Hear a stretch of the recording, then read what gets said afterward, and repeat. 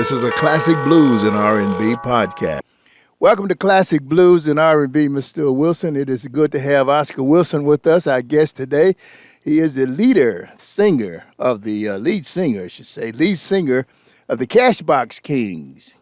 He is a professional singer and a musician as well. You know, he does quite a bit of stuff there. He's a Chicago gentleman, born on the south side of Chicago, and he's taking that great music out of Mississippi right on up the road there and across the world.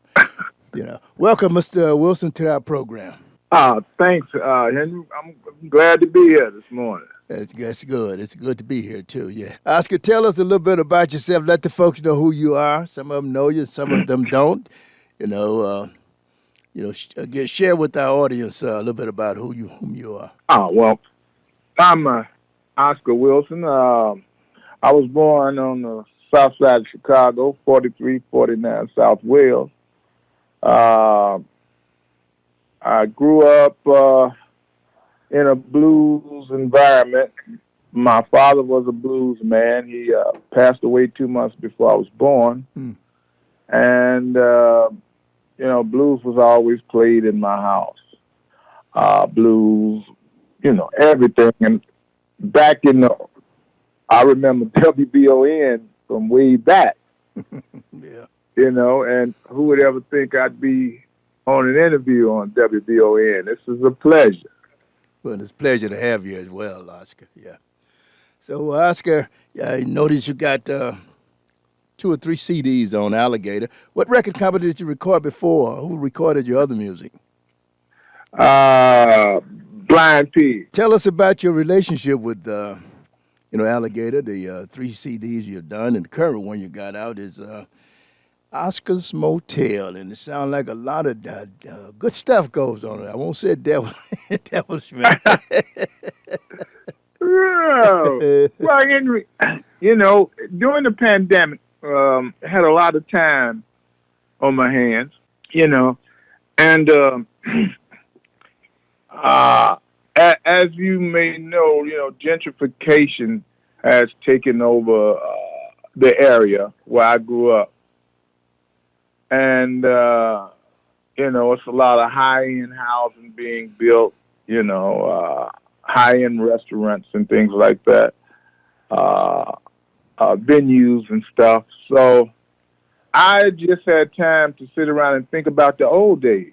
And it was like I guess you would say an L-shaped building on the corner of 43rd place between, Wales and Wentworth. And there was a tavern called Dizzy's Tavern. And there was a little place called White Front Auto Parts in this store where I had my first job with White Front Autos, Dave Ryan, cleaning metal. Then there was the Wentworth Department Store. There was Letha's hair salon, beauty salon. There was Egg Moke Stove, and it was on this area. And upstairs was a motel, and people would go from the tavern at the end of the night. They went to the motel. I can't remember the name of the motel, though. So I just give it my name, I noticed on the information that I got, I see you got a key that says room 215. What the devil is that? Was that your room? No, I think that was, I never saw that myself. Yeah, it's got on there. Let me see what it say. Drop in any mailbox. The typical hotel or motel, kind of a drop box. Yep.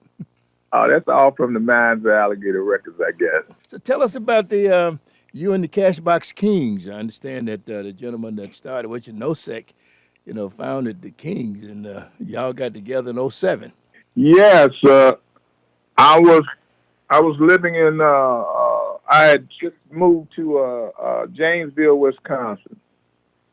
And I had lost my wife in 2005, and I had 2 girls at home, so my son kept saying, Dad, move to Wisconsin. It's the land of milk and honey. It's the land of milk and honey.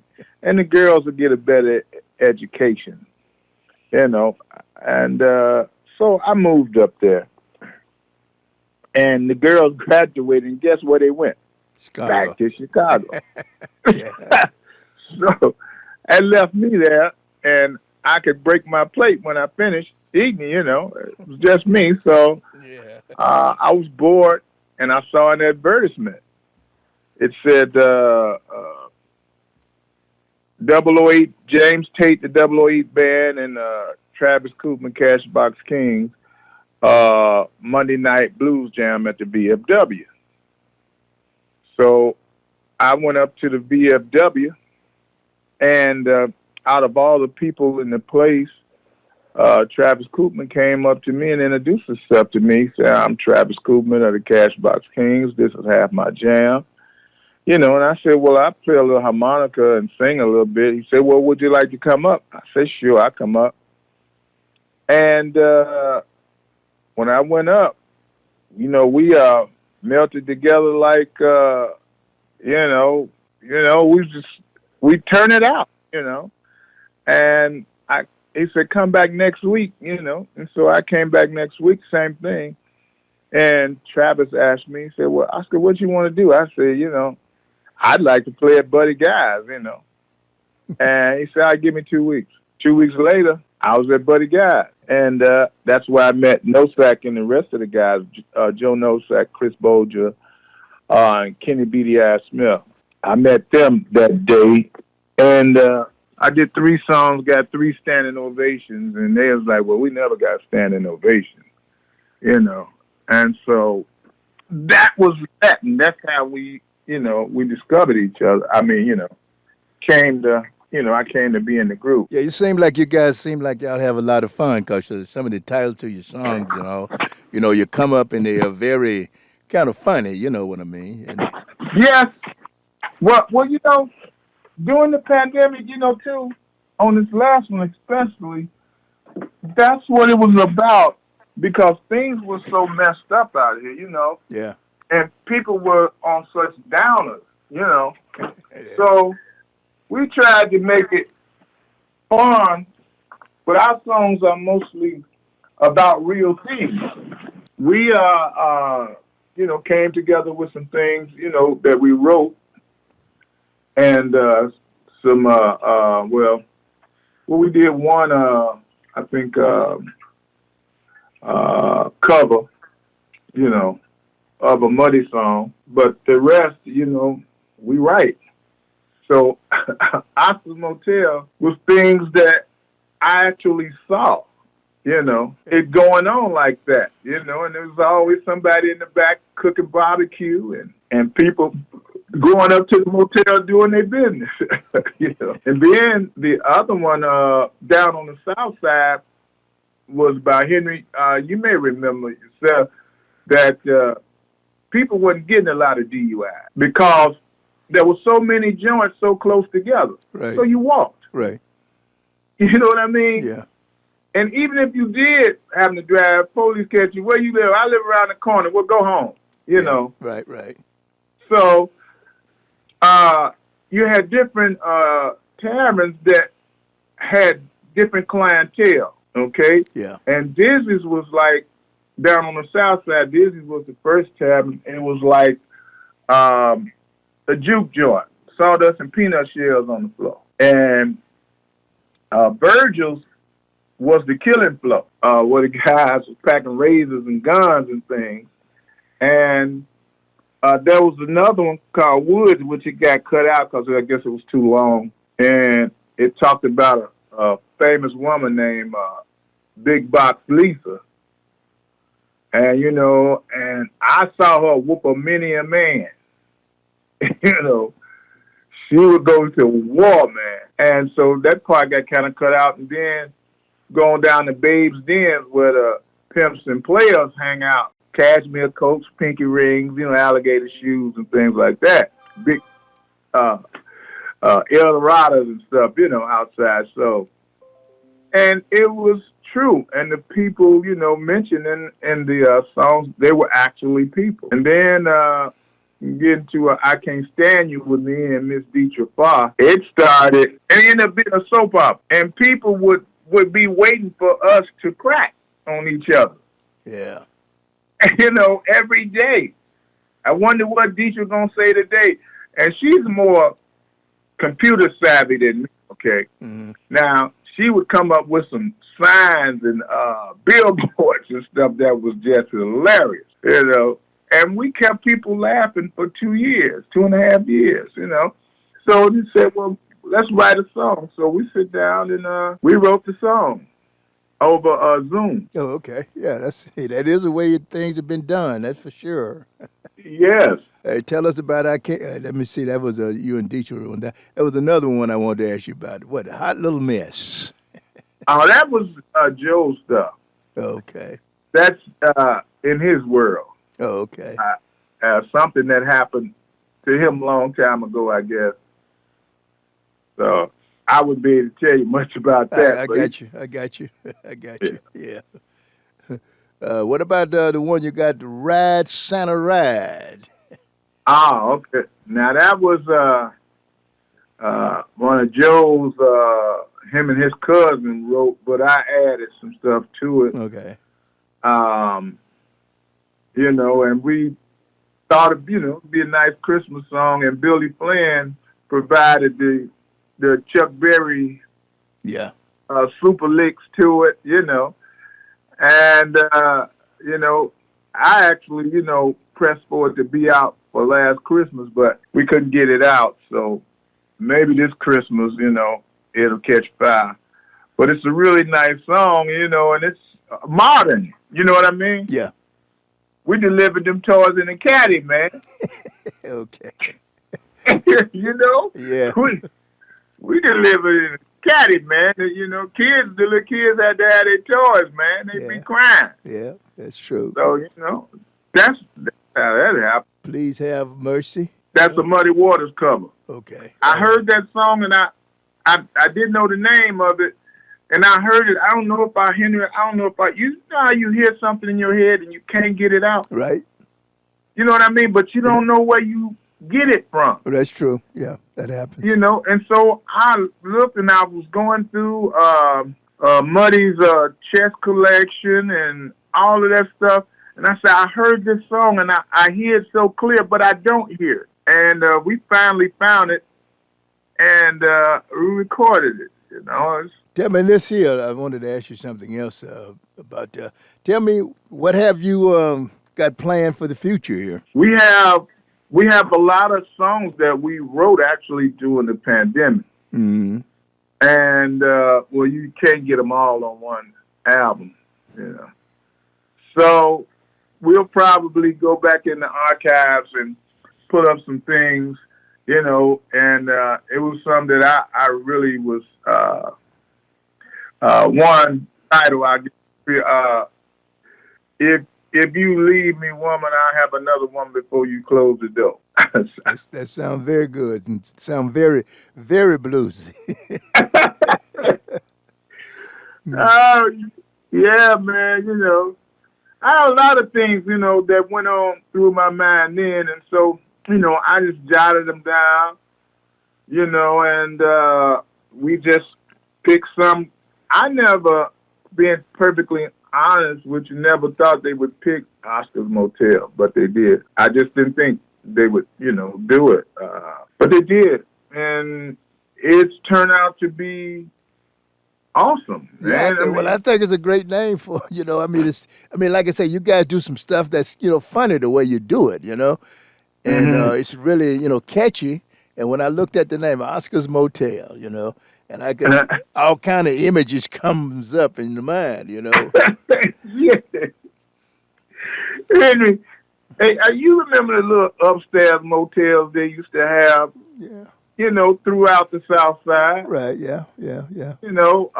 Upstairs over, big storefronts and things that they would have them little motels. Oh yeah. Go on upstairs there and take care of business. Yeah. Okay. Yeah. Yeah. Just leave my money on the counter. Yeah.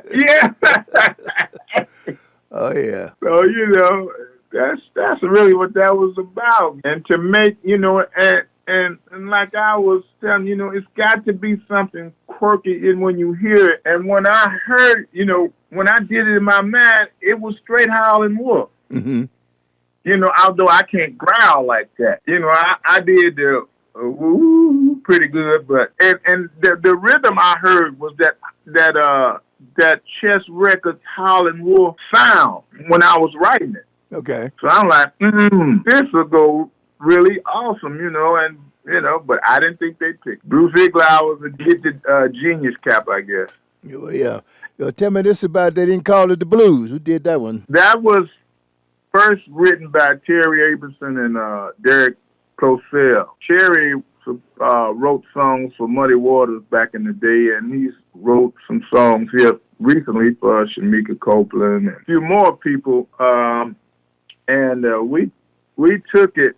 It was a little too slavey. Okay. It had some stuff in it that just didn't fit. Okay. Didn't fit my taste anyway. But it was a great song in itself. So we, Cashbox King-arized it. Got this young guy named Cameron Webb out of, I think, Milwaukee or Racine, Wisconsin, one of those. Young singer. And he's, doing some good things now. And we really went to church on it. Got some stuff out of there, too. Yeah, okay. Because that was the, what I was trying to, get out of it, and to give you that old style. When I was young, we used to sit in the front room after dinner and sing, Negro spirituals and things and church songs. And that was the feel I was trying to give it. I think you did it. I think you did. Yeah, when I listened to it, I thought because I played it on the show. I think you did a good job on it. Oh, thank you, man. Mm-hmm. That means a lot. And I had help with Joe though. He's a good writer, and we work well together. Now, are you in Wisconsin now, or do you live in Chicago, or what? Now? Where are you living now? No, I'm back in Chicago. In Inglewood. It's a little warmer here, isn't it? You know what, Joe? No, it's about the same weather. Yeah, I know. It's like the weather moved from in Janesville. I said, you know what? It snows in Janesville, but it don't snow nowhere on earth. Yeah. But it comes from there and it moves down to Chicago, I think. But yeah, probably. It's nice, and what really attracted me is all the water, the fishing holes, and that's what attracted me. Are you a fisherman? Walk out the door every day and go. Okay, you're a fisherman, huh? I try. Well, I try. Well, that's good. Long as you can catch your meal, you're in good shape. Hey, man, them bluegills and crappie, baby. Yeah. Something I was going to ask you, and it just kind of slipped my mind. When you get to be a teenager, you forget things, right? Don't I know it? I forget what I go in the kitchen for, man.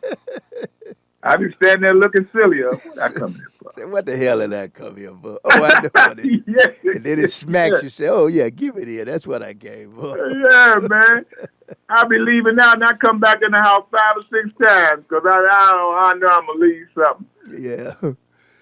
Any of your children into music? No.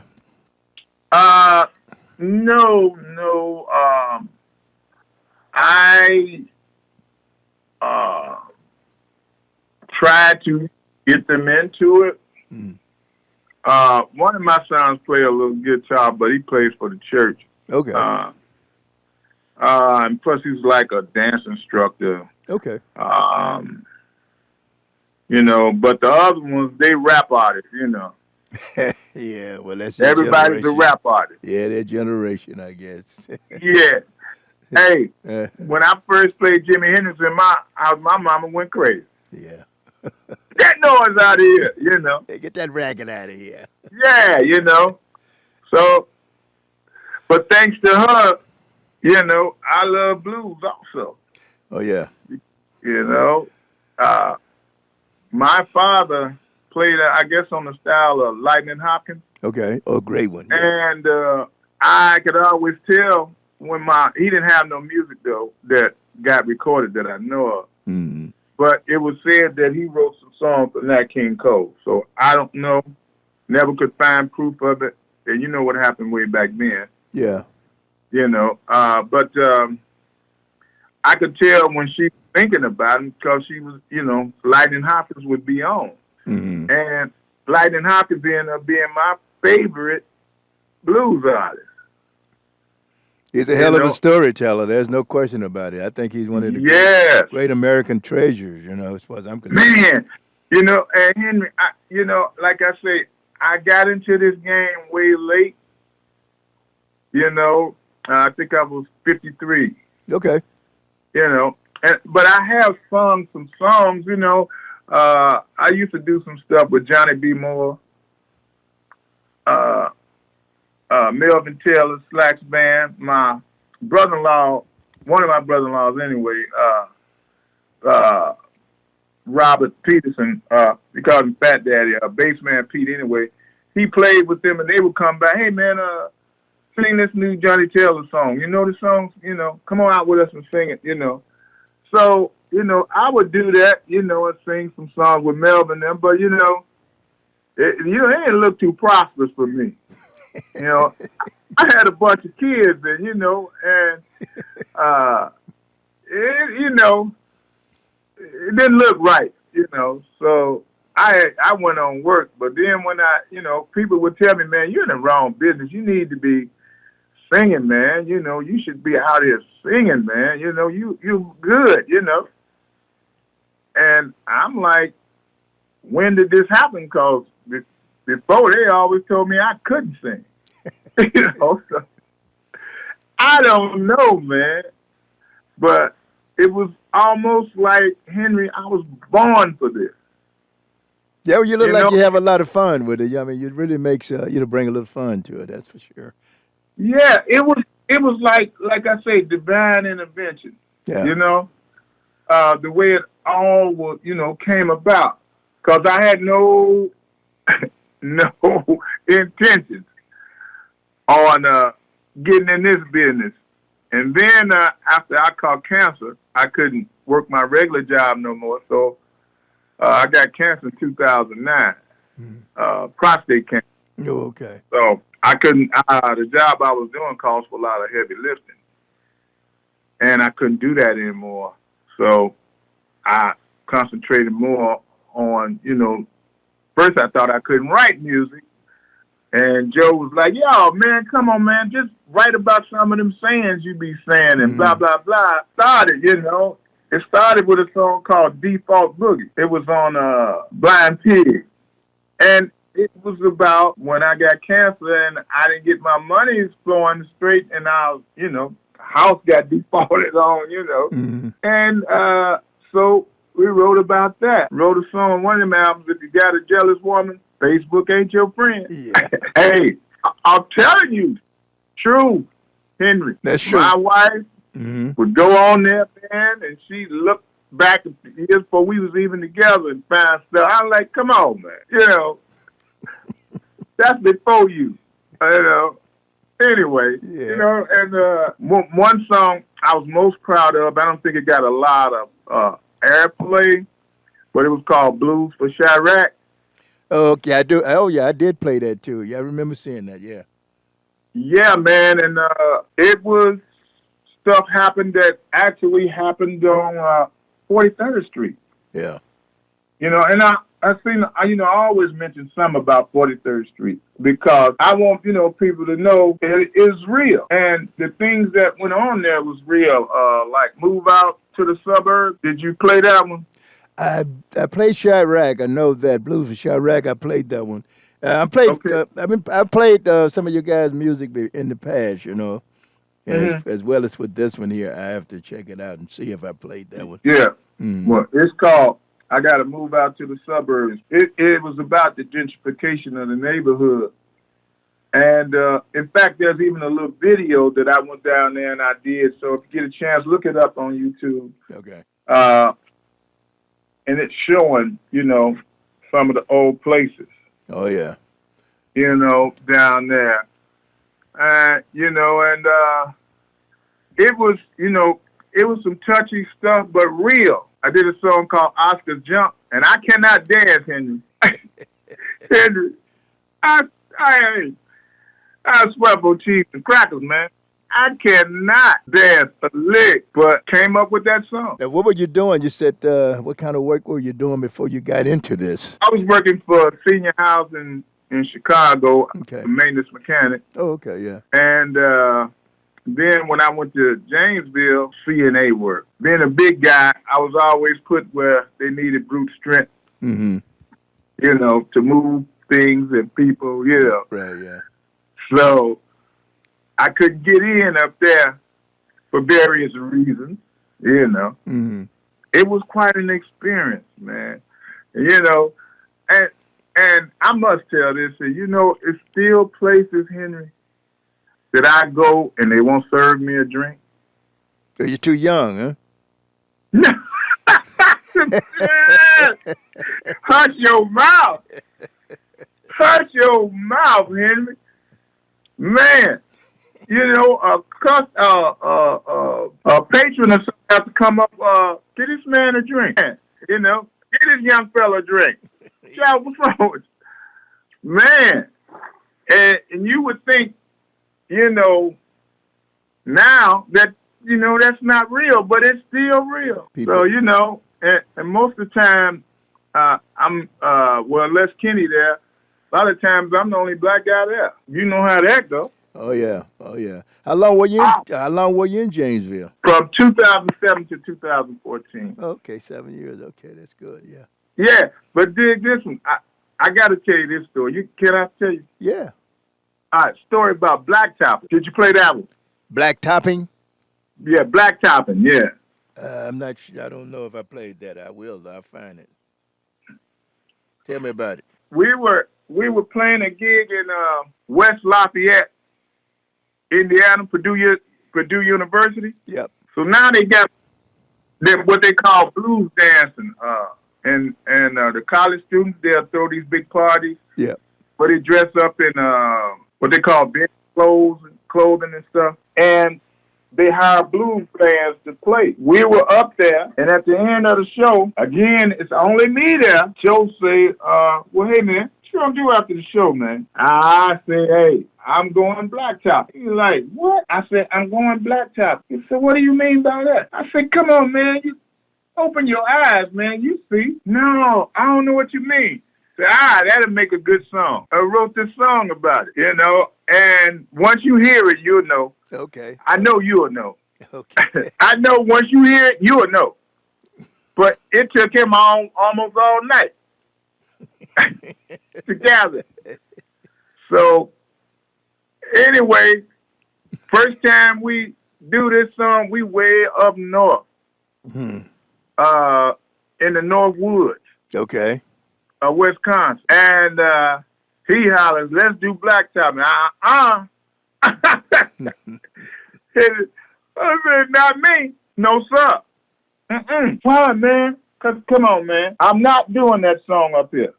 No. That probably wouldn't have made it out of there. Yeah, well, yeah. Blacktop. I got to check it out and see exactly what it is, you know. Sound like No, it sounds like it's a good song, fun song. Because like I said, the way in which you do, you know, you're a storyteller. I don't know if anyone ever told you that or not. Or do you? Yeah, well, go on. that's it. It's just gone. And that are real. You know. Yeah. Things that I've done or stuff that I went into. Yeah. You know, I've been trying.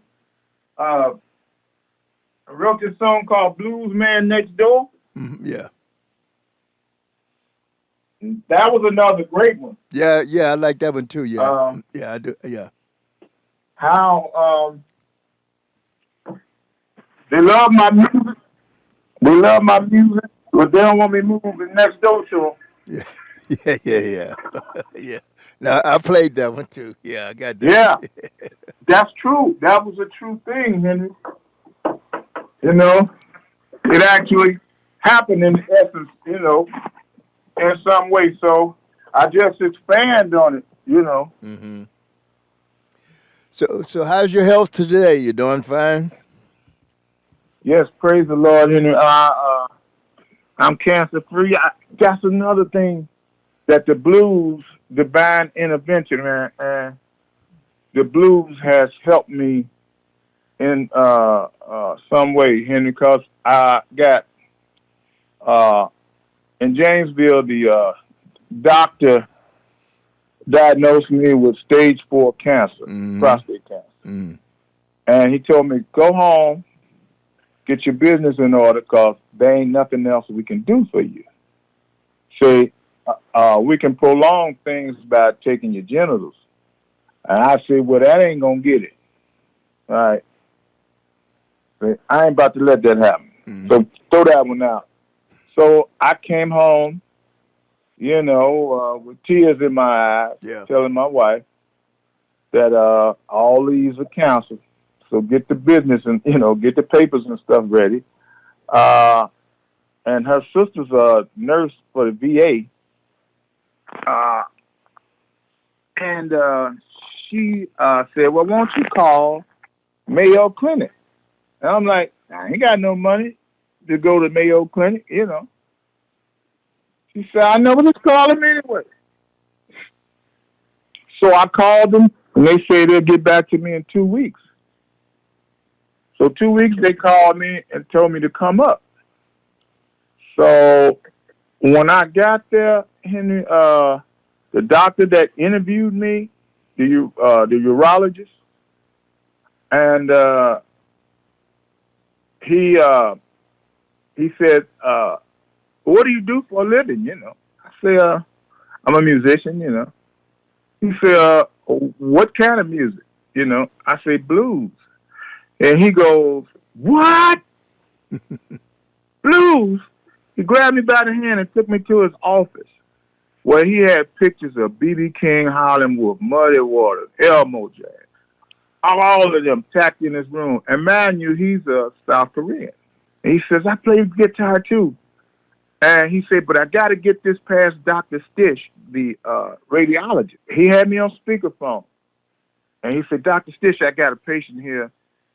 He said, no, first he said, man, we only take 6,000 patients a year. And so we're full. He said, but I'm going to call Dr. Stitch. And he said, Dr. Stitch, I got a patient here. He really needs our help. Dr. Stitch said, no, we full. He said, Dr. Stitch, he's a blues man. He said, nah, we are full, Dr. Kwan. We're full. He said, he's a famous Chicago blues man. He said, no. He said, we're full. He said, he's a worldwide known blues man. We got to take him. Finally, he said, yeah. Okay. And they gave me an x-ray, Henry, of like my whole body with new stuff they got. It's like 4D, 5D, whatever they call it. Yeah, 3D. Yeah. And he showed where all the cancer was in my stomach Right. and my spine. And he said, Oscar, this ain't nothing. I'm like, what do you mean? They told me. He said, man, he said, there's nothing on your major organs. He said, we can cure this. I'm like, oh, no, man. Come on, man.